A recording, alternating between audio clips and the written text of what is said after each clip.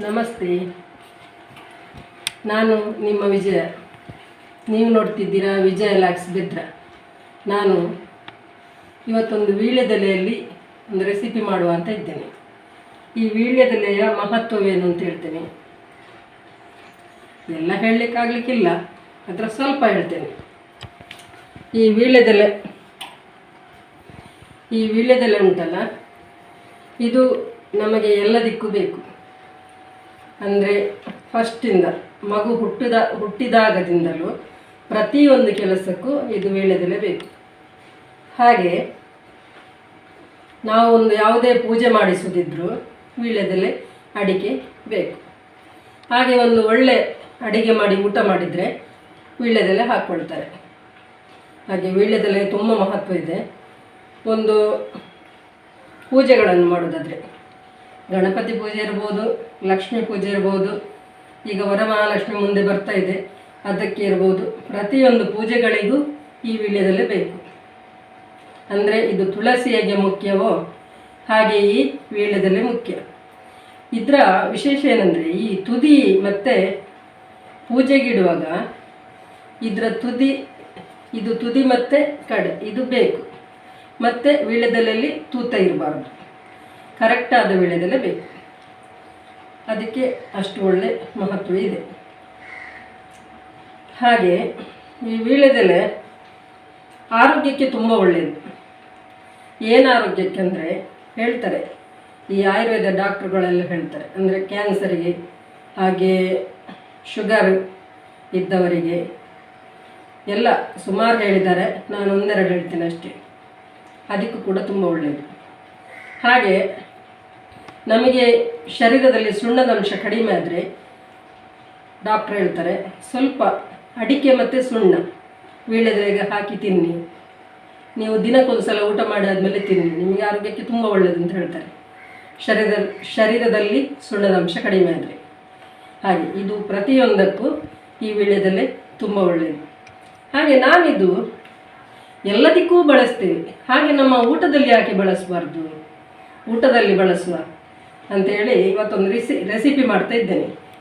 ಅದನ್ನು ಮಾಡುವನ, ಬನ್ನಿ ನೋಡುವ. ಈಗ ವೀಳ್ಯದೆಲೆದ್ದು ಒಂದು ರೆಸಿಪಿ ಮಾಡಲಿಕ್ಕೆ ಈಗ ನಾನು ನೋಡಿ, ಇದು ಅರ್ಧ ಕಪ್ಪು, ಅಂದರೆ 1 ಕಪ್ ಅಂದರೆ ಇದರ ಅರ್ಧ ಕಪ್ಪು ಕಡಲೆ ಹಿಟ್ಟು ತಗೊಂಡಿದ್ದೇನೆ.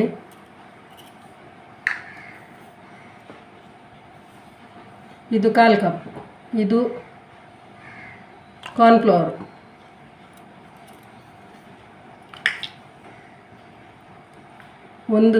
ಒಂದು ಸ್ಪೂನು ಮೆಣಸಿನ ಹುಡಿ,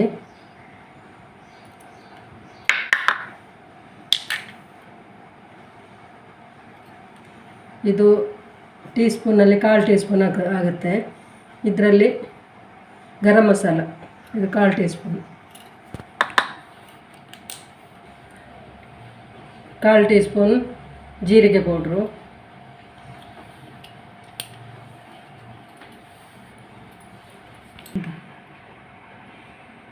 ರುಚಿಗೆ ತಕ್ಕಷ್ಟು ಉಪ್ಪು.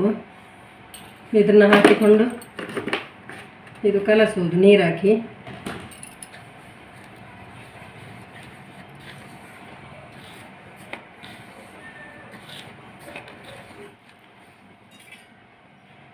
ಬೋಂಡ ಬಿಡ್ತೇವಲ್ಲ ಅದಕ್ಕೆ ಕಲಸೋದು.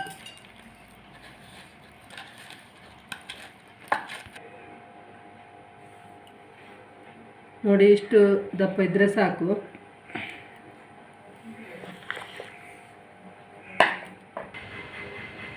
ಅದಕ್ಕೆ ಇಷ್ಟು ನೀರುಳ್ಳಿ,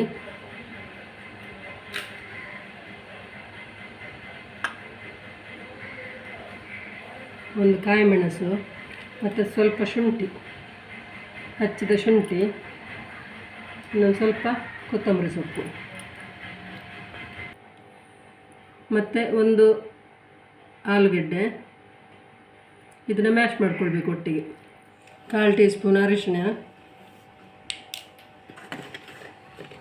ನಾವು ಅದಕ್ಕೆ ಸ್ವಲ್ಪ ಉಪ್ಪು ಹಾಕ್ಕೊಂಡಿದ್ದೇವೆ. ಈಗ ಇದಕ್ಕೆ ಬೇಕಾದಷ್ಟು ಉಪ್ಪು, ಹಾಕಿ ಇದನ್ನ ಮ್ಯಾಶ್ ಮಾಡಿಕೊಳ್ಳುವ. ನೋಡಿ, ಇದು ವೀಳ್ಯದೆಲೆದ್ದು ಈ ತೊಟ್ಟು ಮತ್ತು ತುದಿನ ತೆಗಿಬೇಕು.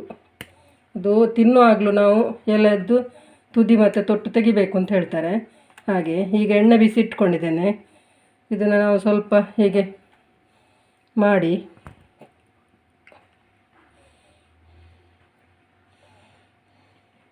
ಹೀಗೆ ಹಾಕೋದು.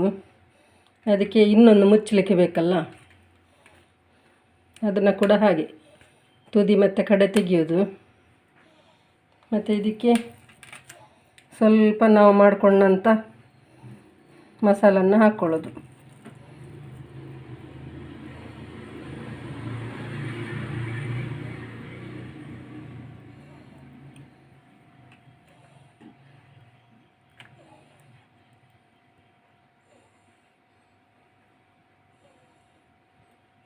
ಎಣ್ಣೆ ಕಾಯಲಿಕ್ಕೆ ಇಟ್ಕೊಂಡಿದ್ದೇನೆ ಈಗಾಗಲೇ.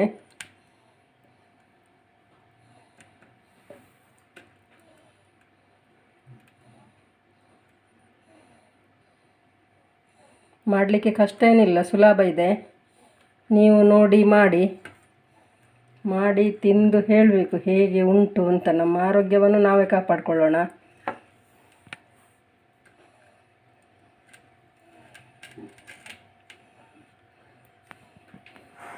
ಇದು ಎಣ್ಣೆಲೇನು ಬಿಡುವುದಿಲ್ಲ, ಚೆನ್ನಾಗಿ ಬರುತ್ತೆ.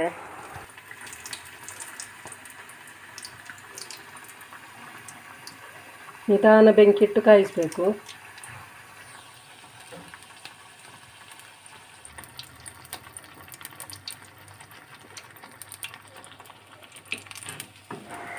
ಇಷ್ಟಾದರೆ ಸಾಕು, ತೆಗೆಯುವ. ಎಲ್ಲದನ್ನ ಹೀಗೆ ಮಾಡ್ಕೊಳ್ತೇನೆ. ವೀಳ್ಯದೆಲೆಯಲ್ಲಿ ಹೇಗೆ ಮಾಡಬಹುದು ಅಂತ ತೋರಿಸಿದ್ದೇನೆ. ಹೀಗೆ ಮಾಡಿ ಎಲ್ಲ ಮೆಜರ್ಮೆಂಟ್ ಕರೆಕ್ಟ್ ಕೊಟ್ಟಿದ್ದೇನೆ. ಅದೇ ರೀತಿ ಒಳ್ಳೆ ಚೆನ್ನಾಗಿ ಬಂದಿದೆ. ಖಾರ ಜಾಸ್ತಿ ಹಾಕ್ಕೊಳ್ಬೇಡಿ, ಯಾಕಂದರೆ ಖಾರ ಮಕ್ಕಳಿಗೆಲ್ಲ ತಿನ್ನಲಿಕ್ಕೆ ಕಷ್ಟ ಆಗ್ತದೆ. ಯಾಕಂದರೆ ಇದು ಎಲೆಯಲ್ಲಿ ಖಾರ ಇರುತ್ತಲ್ಲ, ಹಾಗಾಗಿ ಮೆಣಸಿನ ಹೊಡಿ ಸ್ವಲ್ಪ ಕಡಿಮೆ ಹಾಕ್ಕೊಂಡ್ರೆ, ಅಲ್ಲ ಕಾಯಿ ಮೆಣಸು ಕಟ್ ಮಾಡೋದನ್ನ ಸ್ವಲ್ಪ ಕಡಿಮೆ ಹಾಕ್ಕೊಂಡ್ರೆ ಮಕ್ಕಳಿಗೆ ಕೂಡ ಕೊಡಬಹುದು. ಎಲ್ಲರಿಗೆ ತಿನ್ನಲಿಕ್ಕೆ ಒಳ್ಳೆಯದಾಗುತ್ತೆ. ಹಾಗಂತ ಇದು ಖಾರ ಜಾಸ್ತಿ ಆಗಲಿಲ್ಲ, ಇದಕ್ಕೆ ಕರೆಕ್ಟ್ ಹಾಕಿದ್ದೇನೆ ನಾನು. ನೋಡಿ ಮಾಡಿ ತಿನ್ನಿ. ಲೈಕ್ ಮಾಡಿ, ಶೇರ್ ಮಾಡಿ, ಕಮೆಂಟ್ ಮಾಡಿ. ಹಾಗೂ ಯಾರು ವಿಜಯಲಾಗ್ಸ್ಗೆ ಸಬ್ಸ್ಕ್ರೈಬ್ ಮಾಡಲಿಲ್ವಾ ಅವರು ಸಬ್ಸ್ಕ್ರೈಬ್ ಮಾಡಿ. ನೋಡಿ ಇದು ಹೇಗೆ ಬಂದಿದೆ ತೋರಿಸ್ತೇನೆ. ನೋಡಿ, ಇದರೊಳಗೆ ಮಧ್ಯದಲ್ಲಿ ತುಂಬ ಚೆನ್ನಾಗಿ ಬಂದಿದೆ. ಹಾಗೆ ತಿನ್ನಲಿಕ್ಕೂ ಕೂಡ ಚೆನ್ನಾಗಿದೆ. ನೀವು ನೋಡಿ ಮಾಡಿ. ನಾನು ಒಳ್ಳೆ ವಿಡಿಯೋದೊಂದಿಗೆ ನಾಳೆ ಸಿಗ್ತೇನೆ. ಬಾಯ್.